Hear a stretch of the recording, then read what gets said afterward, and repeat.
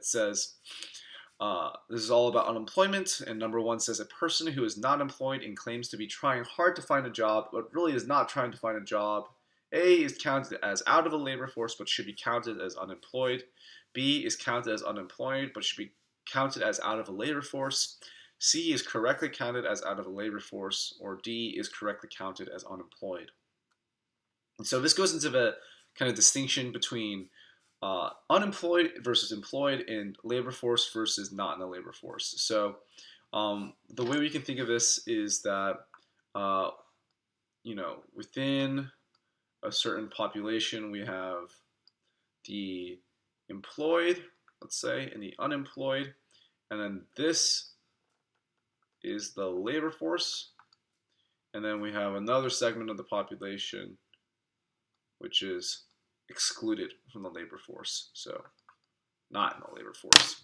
And so what are the definitions then for someone who is in the labor force? So someone who is in the labor force is someone who is capable of working, so they don't have a disability or anything that stops them from working, and B, has been looking for a job in the last 4 weeks. And so anybody who falls into those two categories is considered in the labor force, and is then, in terms of employed or unemployed, if they have a job, they're employed, or if they don't have a job, and if they don't have a job, they're unemployed. And so looking at the answer choices, we see a person who is not employed and claims to be trying to find a job, but really is not trying hard to find a job.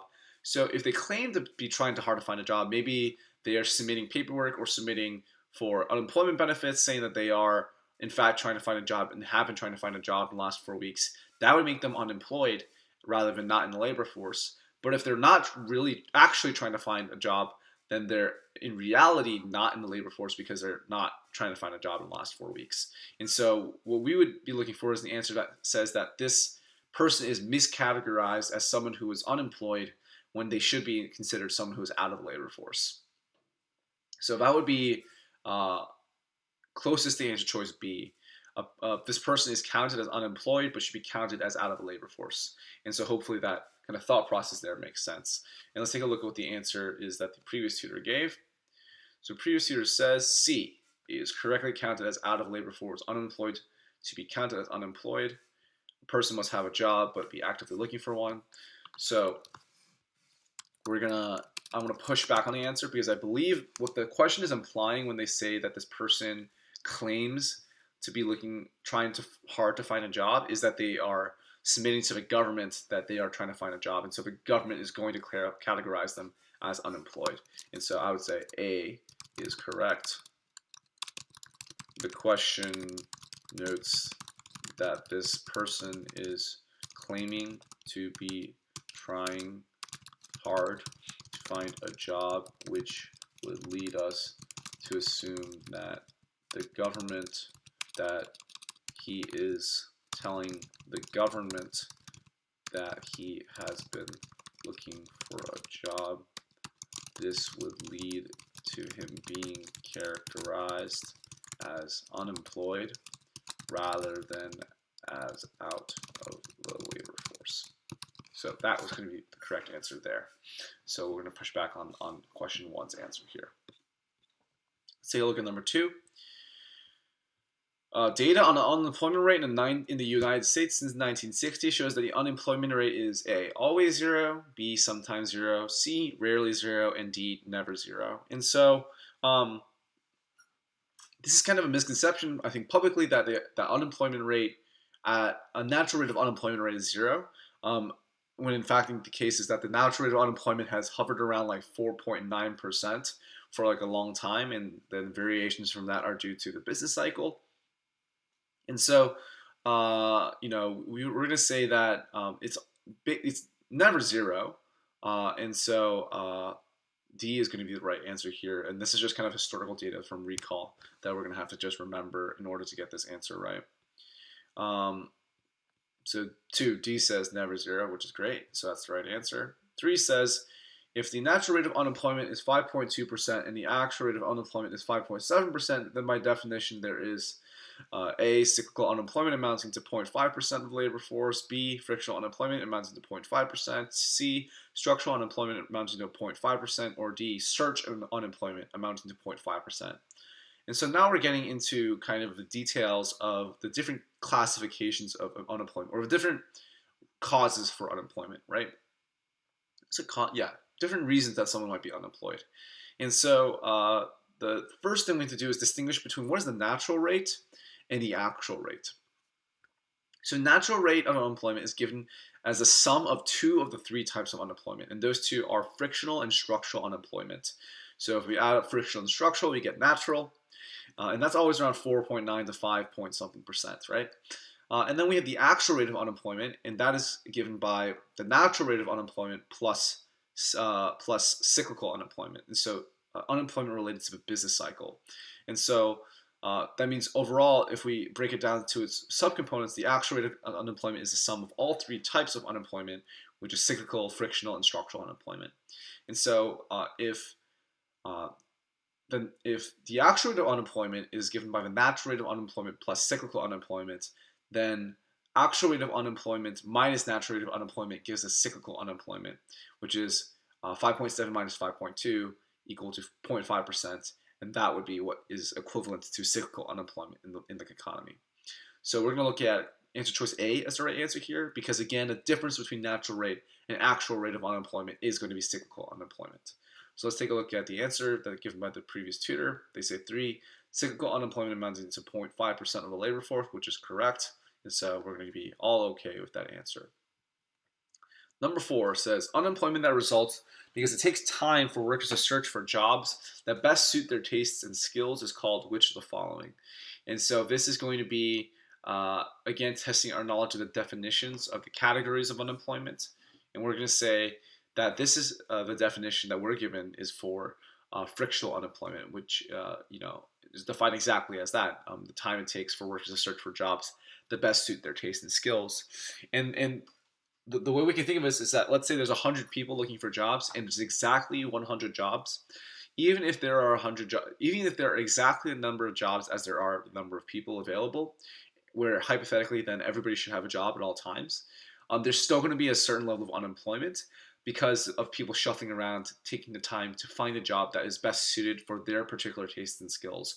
And so that type of unemployment that doesn't result from a lack of jobs, but just results from the shuffling process or the search process is going to be defined as frictional unemployment. So let's take a look at number 4. The question, the previous tutor says for number 4, D, frictional unemployment, which is correct, and that's great. So we have no issues with that. Number 5, unemployment that results because the number of jobs available in some labor markets may be insufficient to give a job to everybody who wants one is called which of the following? And so this is another category of unemployment, and again, we just have to know the definition here, and it breaks the mold for what we said was the case of frictional unemployment, where we said, we could have the same number of jobs as people, but we would still have unemployment. This is saying there's not enough jobs for a number of people. There's not enough jobs going around for the number of people looking for them, and so that is going to be what we call structural unemployment. The structure of the economy prevents a certain number of people from getting jobs, and so that's going to be the right answer here, C, structural unemployment. And there's several reasons we talk about for structural unemployment. Some people say minimum wage, some people say efficiency wages, other people say, unions. And so, all those things are things that you can keep in mind when we think about structural unemployment. Basically, things in the economy that prevent there being enough jobs. And so 5, previous tutor says C, structural unemployment, which is good. And so we have no issues with that. Number 6. Frictional unemployment results from which of the following? A, job searching. It is often thought to explain for relatively short spells of unemployment. B, job searching explaining relatively long spells of unemployment. C, a surplus in some labor markets explaining short spells of unemployment. Or D, a surplus in some labor markets explaining relatively long spells of unemployment. And so we kind of went over this in question 4, but frictional unemployment again refers to that job searching pairing process. So we're going to eliminate C and D and just choose between A and B. And then in terms of how long the unemployment lasts, again we said that it's most likely to be short term. because it's just a process of looking for a right job, we can think it might take 3 to 4 months for someone to find the right job, but it's not going to take 1 to 2 years for them to find the right job, right? And so the job searching unemployment is relatively short term, and in that sense, frictional unemployment does not indicate anything wrong with the economy, and so that is something that we would just pick A for. And the previous tutor says A, job searching, explaining relatively short spells of unemployment, which is good. Taking a look at number 7, it says frictional unemployment is A, not inevitable, rather it can be reduced to zero by well-designed public policies. B, not inevitable, rather it can be reduced to zero if by the elimination of unemployment insurance. C says inevitable because at any given time jobs are being created in some firms and destroyed in other firms. D says inevitable because in some industries wages are always set above the level that brings supply and demand into equilibrium. So actually I want to go over all these answer choices because even if some of them are, 3 of them are incorrect, they do bring up important things to know about frictional unemployment. So A says it's not inevitable because it can be reduced to zero by well-designed public policies.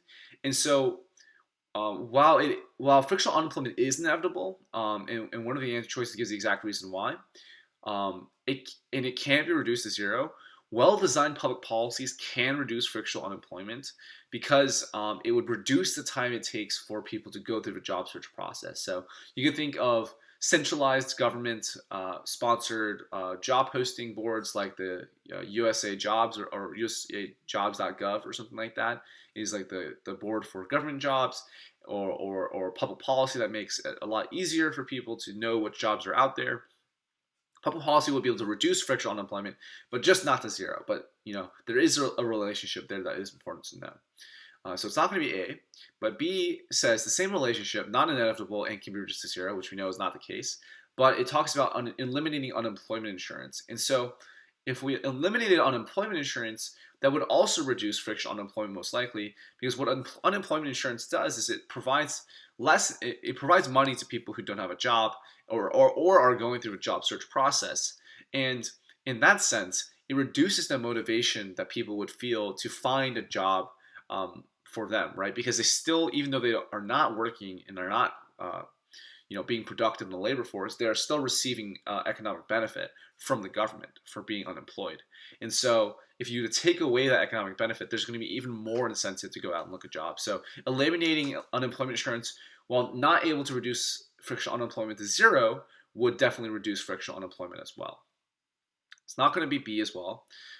C says it is inevitable because at any given time, jobs are being created in some firms and destroyed in other firms. And this is the right answer because not all firms are created equal. Some firms are going to be creating or destroying jobs, and people are going to be shuffling around between all these different firms. And so in that sense of things, frictional unemployment is always going to happen as people leave their old jobs and look for new jobs that are opening up. So that C is the big reason why frictional unemployment is inevitable. D says also inevitable because in some industries, wages are always set above the level that brings supply and demand into equilibrium. And so this is one of the reasons in which there will be unemployment when wages are set above equilibrium levels and there's a shortage of labor. But this is not going to be categorized as frictional unemployment. It's not something that is involved in a job search process. And in that sense, it is going to be a process that requires us to have certain, it's going to be more so the case for structural unemployment in that setting. And so, we're not going to consider that to be the answer here for number 7 for frictional unemployment. So the answer choice here is going to be C, inevitable, because at any given times, jobs are being created in some firms and destroyed in other firms. So this says C, inevitable, because at any given time, jobs are being created in some firms and destroyed in other firms. 8 says people who are unemployed because wages are for some reason set above the level that brings labor supply and demand into equilibrium are best classified as which of the following. And we just went over this in the last question, and we said people are going to be doing are going to have that labor supply and demand equilibrium as a result of structural unemployment, where because wages are above equilibrium, there's a shortage of labor, and that structure of the economy leads to there not being enough jobs to go around. And so this is one of the explanations that is given for why we see structural unemployment in the economy. And the other two main reasons that we are usually talking about are either unions or efficiency wages. So that's going to be important to note, and B is going to be the right answer for 8. And so B says structurally unemployed, and that is the correct answer here. 9 says the natural unemployment rate includes A, both frictional and structural unemployment, B, neither frictional nor structural unemployment, C, structural but not frictional, or D, frictional but not structural. So we talked about this in number 1, but natural unemployment rate includes frictional and structural, and then the actual rate is frictional and structural plus cyclical. So in this case, if we're just talking about natural, then it's going to be A, both frictional and structural unemployment are included. So A says both frictional and structural unemployment, which is great. And finally, 10, frictional unemployment can be the consequence of A, workers leaving existing jobs to find ones they like better, B, one industry declining while another is growing, C, changes in the working conditions offered by competing firms, D, all of the above are correct. And so this is again talking about the job search process, and again, all three of these are good reasons in which one worker would find frictional unemployment to be attractive, because they're trying to find the best jobs that are suited to their interests and skills. And so we picked D here since all three of these seem to be good reasons that are falling under this category of looking for the best job that fulfills one's skills and preferences. So D says all the above are correct, and 10 is right as well. So great. So we went over all 10 questions. The only one that we had an issue with was number 1. This idea of the classification of labor force and unemployment. And so we're going to mark this question as incorrect just to clarify that one question, but the other 9 questions are all right, and had the tutor was very accurate with those ones as well. So we're just going to submit that.